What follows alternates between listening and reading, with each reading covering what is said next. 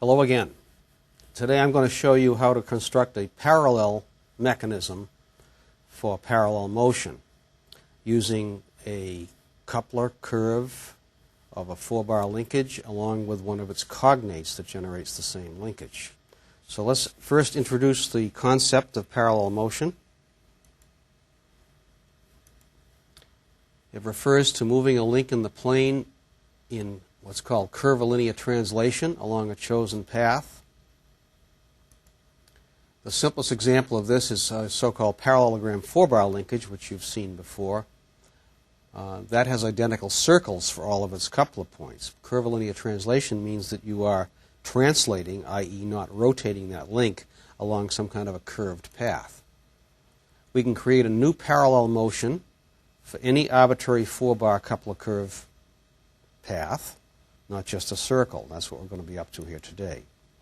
The crude way to do this is to take the 4-bar linkage that generates the particular coupler curve that you like, duplicate it, now having 8 bars potentially, shift it in the plane and connect its coupler points with a new link.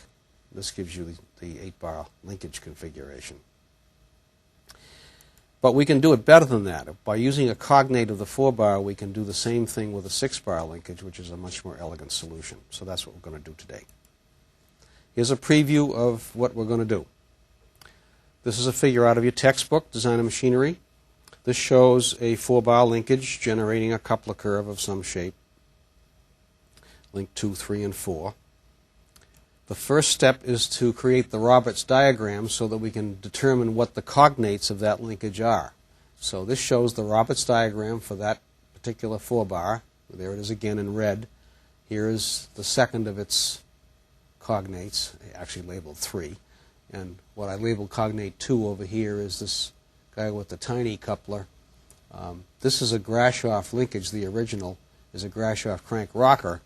And you may recall from reading a text about cognates that if you start with a Grashof crank rocker, you will get another crank rocker, and another. The third one will be a double double rocker. All 3 of which will be Grashof. So this will be the double rocker over here. Once we have done that, i.e. created the Roberts diagram, we will take one of the 2 cognates, and in this case I would always take the crank rocker cognate rather than the double rocker cognate. So I'm going to take the one that was labeled cognate 3, and we're going to shift it to a new location in the plane such that its pivot that was up here at OC ends up at OA. So we're going to couple it together essentially with the original 4-bar at a common pivot.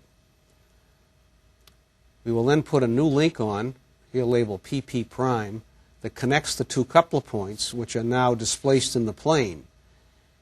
And since both of these coupler curves are identical, that is, the coupler curve generated by cognate 1 and cognate 3 are identical, then every point on this connecting link PP prime will have the same motion. And thus this link PP prime is now in curvilinear translation with the path that was originally chosen from the first 4-bar. But we still have an excess of links. We have essentially 8 links here. So we can coalesce some of these links because it turns out that link 2 and link 7, which now share a common pin, will actually have the same angular rotations. This can be proven and is mentioned in your text. Up here are some equivalencies of the omegas of the various links belonging to the cognates. So if link 2 and link 7 rotate together, then I can make one link out of them. Thus gets rid of one link. So 2 and 7 are going to become a triangle. Link 6 has still attached to it this link 5 going down to pivot OB prime, I guess it is down here. And this is what we refer to as a redundant link. Link 5 is not necessary. So I'd actually throw that away, and link 6 then no longer has to have a triangular shape. So I'm going to get rid of link 7 by coalescing it with 2, get rid of link 5 by simply throwing it away as unnecessary, and I'll end up with a 6-bar. And this is what it will look like. So now I have a triangular link here, which is what used to be 2 and 7. I have link 6 is shrunk to a line from B3 to P prime. And there is my final design, which gives me the same coupler curve at all points on this link P prime. Let's do it. This rehashes what I just said will happen. We're going to choose a Grashof-Frank rocker with a coupler curve that suits our purpose. Find the two cognates. Use the crank rocker cognate for the additional links. Discard the double rocker. Slide the cognate along its line of centers until its pivot is coincident with that of the original linkage. Connect the two now separated coupler points with the new parallel motion link. That gives you an 8-bar. Coalesce the two cognates coincident cranks into one link because their rotations are identical. Discard the redundant rocker of the cognate and shrink the cognate's coupler from a triangle to a line. And now you have a 6-bar. Let's now move over to the working pasteboard here, where I have reproduced the Roberts diagram. Here is the original 4-bar. There's link 2. There's link 3. There's link 4. Here is the first of the two cognates, link 5, link 6, and we're a little bit off the page over here. My Xerox machine couldn't quite grab that. This is enlarged from the picture in your book, actually. So there's another pivot over here where these two come together. Let me draw that in. I'll put that in darkly so you can see it here. This is going to come together like this with a pin there. This, I think, was 7. This is 6. This is 5. Here's the third cognate. This is the Grashof double rocker. It's what I labeled link 10. Link 9 is the coupler. Link 8 and the ground. If you don't understand where this is coming from, then you should either review the topic in your textbook or perhaps look at the other video that deals with cognates, in which this is explained at some length. So we have the Roberts diagram. What I'm going to do now is put some models on here of these various pieces. So there is our original 4-bar, and I can trace part of that coupler curve. You watch this point up here, and you'll see it's traveling around that curve that's drawn on there. I've got an interference, a little hard for you to see, but the pin is sticking up and preventing the coupler from going any further. It is Grashof and will make a full revolution if I cut that pin off. But I need that pin long for something I want to do later. So take my word for it, that will traverse the entire coupler curve if you were to allow the links to pass over one another properly. But that's not the point of this. So let me put that back in its original location. Now let's bring in the second of the two cognates. Remember I told you I'm not going to use the double crank version, so I didn't bother to make that one. So I made this model of what I'll call cognate 3 here to be consistent with the previous picture.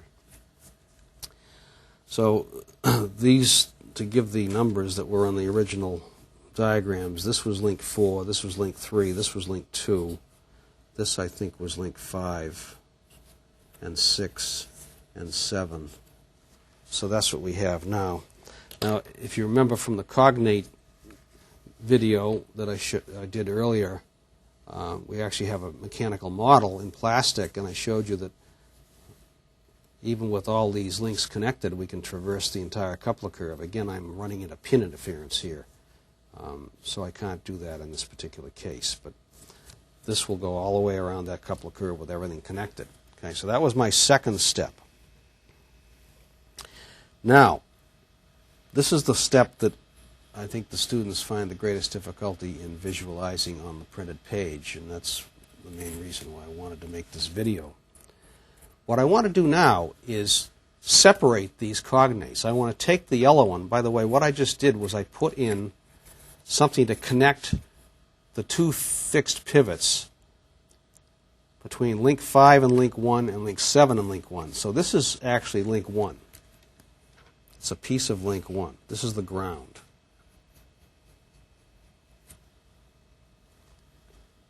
And if I'm going to move this cognate 5, 6, 7, I need to hold it together with its proper ground orientation because those pivots have to stay in the same relative locations.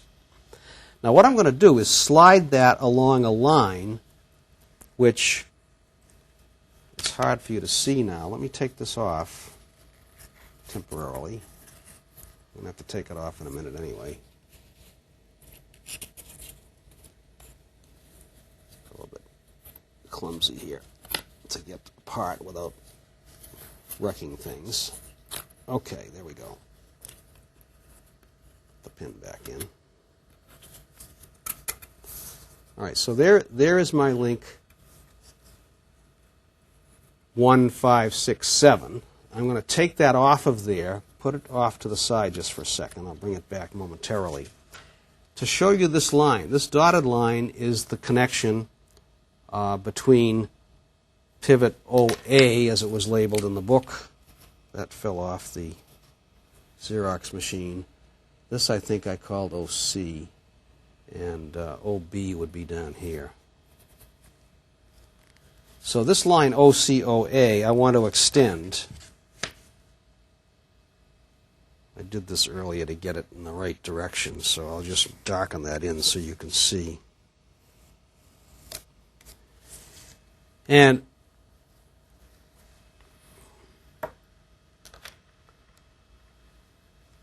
I want to slide this cognate 3, as I'm calling it. Started out life up here. Sorry, over here. Okay. And I'm going to take that OC, which is under my thumb, my right thumb up here, right there. And that OC is going to follow down that line from OC to OA, and I'm going to put it on OA. So remember that 2 is now hidden under there. This little red thing is 2. Yeah, there's 2. Okay. 2 and 7 are now coupled together at the same pivot. And I need to find out where link 5 should be pivoted to ground, which is why I made up that little piece of link 1. And I previously put a pin in there. So, can you picture what's happened now? This is cognate 3. Used to live up here with this pivot right here at OC. I've slid it down that line until that same pivot is at OA. And I didn't change its angle. That's why I needed that line. So, as it came down, this other end of it, which used to be here, ended up here. In other words, there was a parallel line. If I draw the line from OB to here, I could call this OB prime. I think I did call it that on the other sketch. So far, so good? I can take this away now. That was just temporary so I could get to where I wanted to go. Now what do I have? Well, at the moment I have 2 independent linkages here. But remember that being cognates of one another, this point down here, the original coupler point, is going to draw the same coupler curve as the red one does, but it's going to draw it down here. But that's only true if I've got to keep link 7 to be in coincident positions on the coupler curve. Link 7 has to be at the same angle with respect to link 2 all the time. Well, I can do that very easily by replacing link 2 and link 7. Let's take that apart.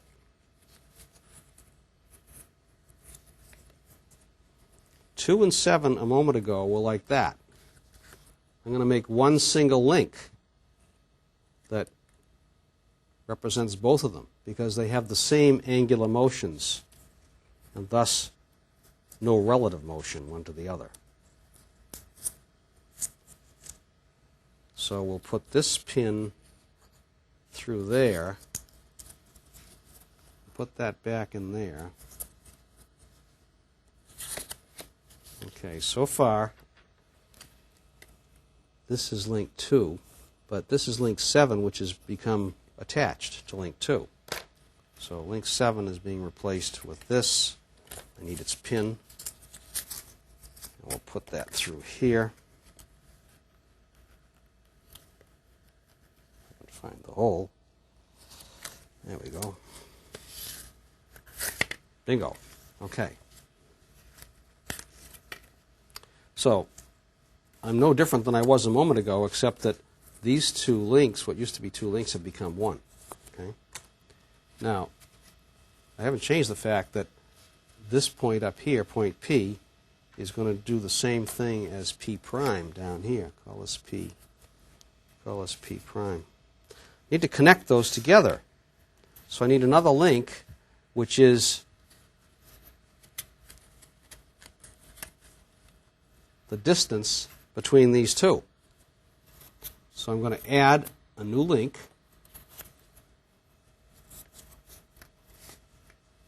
Like so. That connects P and P prime.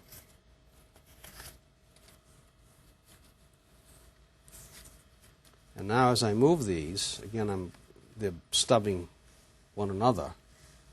I think you can see that this entire green link, this new green link over here, is following a curvilinear path. Notice that the green link does not rotate. It translates along that curved path.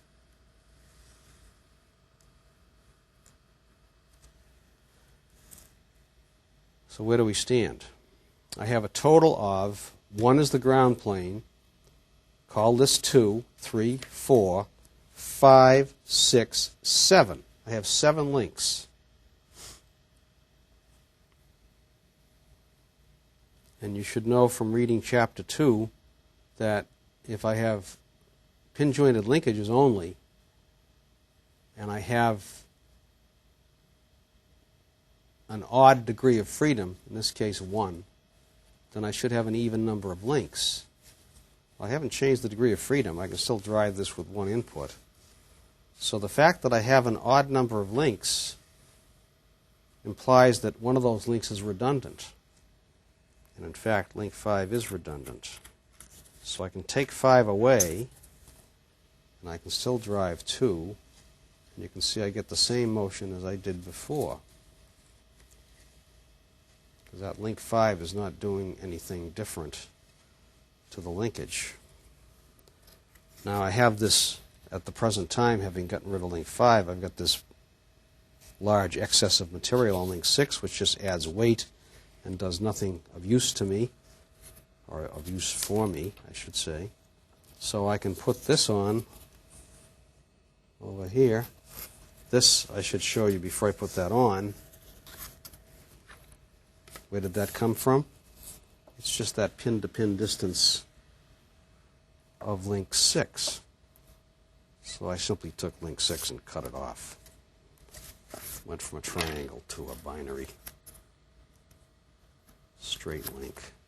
And put these two guys together over here.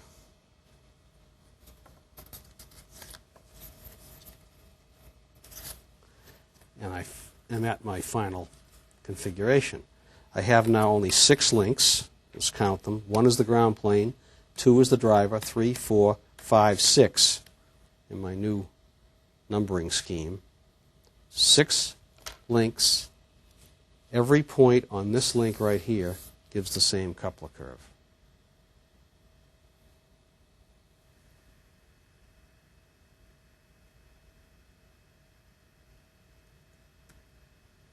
If I go back momentarily to the screen over here, I'll show you that this is in fact the same.